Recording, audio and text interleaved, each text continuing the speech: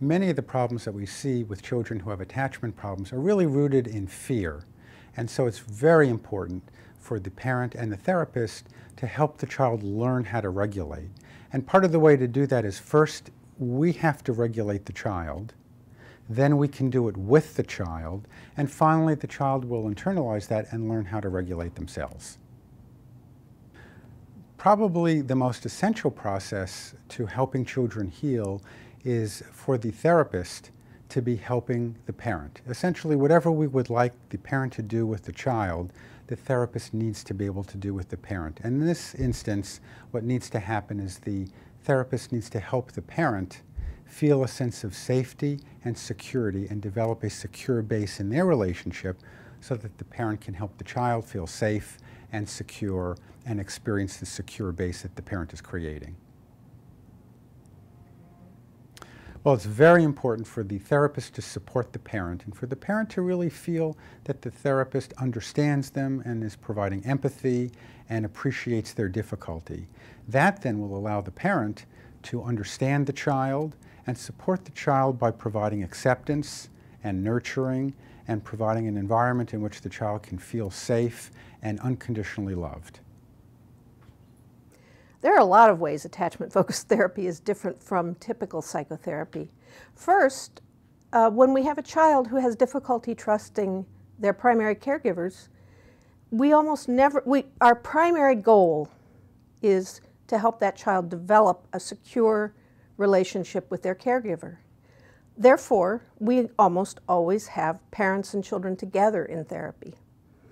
And we are working on the relationship, not on the individual psychological problems of one of the pair who are with us, or the trio, or the many people who may be with us in therapy.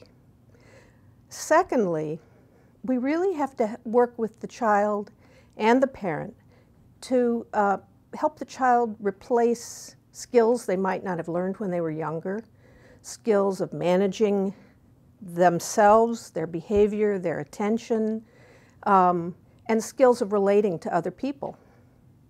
And finally, we really have to address their trauma that they've experienced when they lost important people or when they were hurt, maybe when they left a country that they had known from birth. Each of these goals is a big goal for a young child and their family. And although we talk about a phased approach in therapy, we really are talking about continually addressing these different areas of treatment. And it's usually quite a lengthy treatment.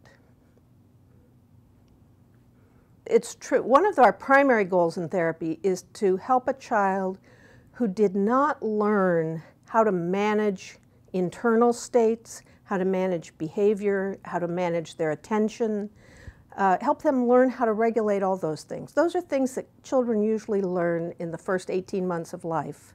And many of the children who've had disruptions of attachment or losses or traumas really never learned those skills. Or what they learned was to behave in ways that were quite unpredictable and difficult for others around them to manage.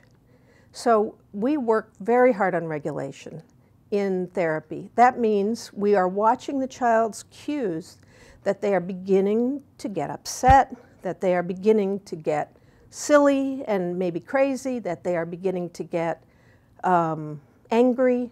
And when we see just the beginning of that, we try to step in immediately to help them calm down, refocus, stop being overwhelmed by the difficult questions that are being asked, or whatever it is. Requires a lot of our effort in therapy to just address this one question, which in most therapies is never addressed. What is the Attach Conference? Every year, Attach holds a conference in a different portion of the United States.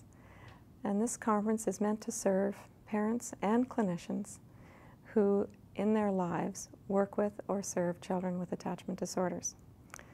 Every year we have keynote speakers who are the top in the field of attachment and child trauma.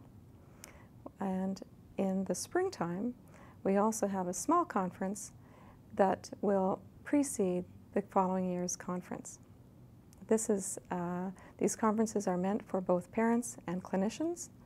We have workshops that are vast variety of workshops that are suited to many people's different levels of needs, whether they are parents who are just first struggling or even thinking about struggling with a child with attachment disorders, and for clinicians who are new to the field or clinicians who have been in the field for years and years.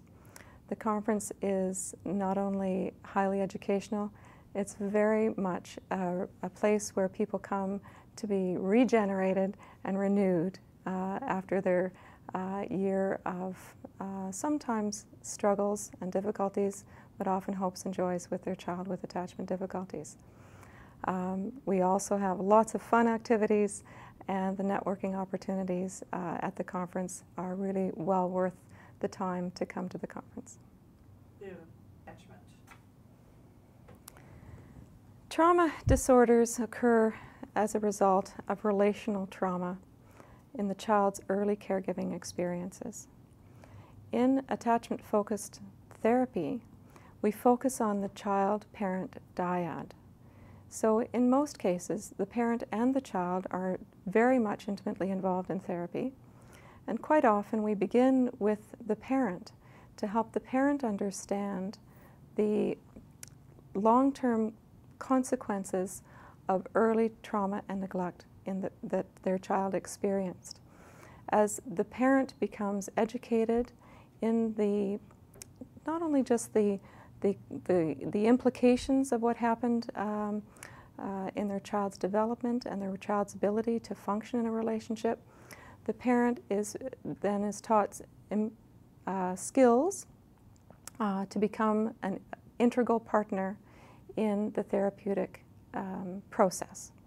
So quite often we work first with the parent and then in the parent-child dyad, and the parent leads the therapy with, I don't want to say leads the therapy.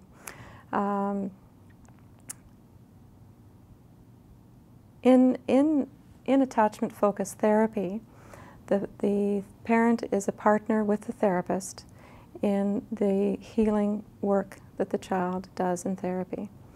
The parent will learn therapeutic parenting techniques to become sensitive, responsive parent to create a secure attachment for their child. If a child receives attachment-focused and trauma-focused therapy, is there hope for recovery? Is there hope for healing? I absolutely think so. And we see, probably I would guess, more older adolescents than probably anybody else in the country. And we see kids as 17, 18, 19 that have made remarkable progress with a lot of good work and help from their parents.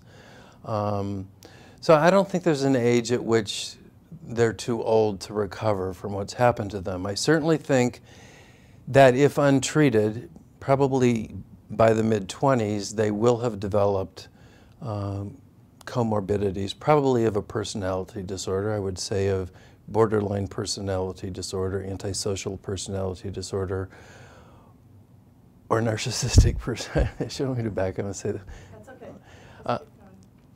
That they will have developed a personality disorder certainly by the mid-20s, and they would include borderline personality disorder, narcissistic personality disorder, or antisocial personality disorder. If those disorders develop, I do think the optimistic outcome is certainly reduced once a personality disorder is developed and is fairly much in place. So there is hope.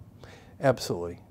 Absolutely. And we get many calls from people saying, my daughter's 12, is she too old? And the oldest person we've seen in our practice has been a 23-year-old who really initiated treatment by herself and brought her family with her for treatment. So I don't see an age when I would just say that it's hopeless, particularly if the person is saying they want to make the kinds of changes that will help them live more comfortably.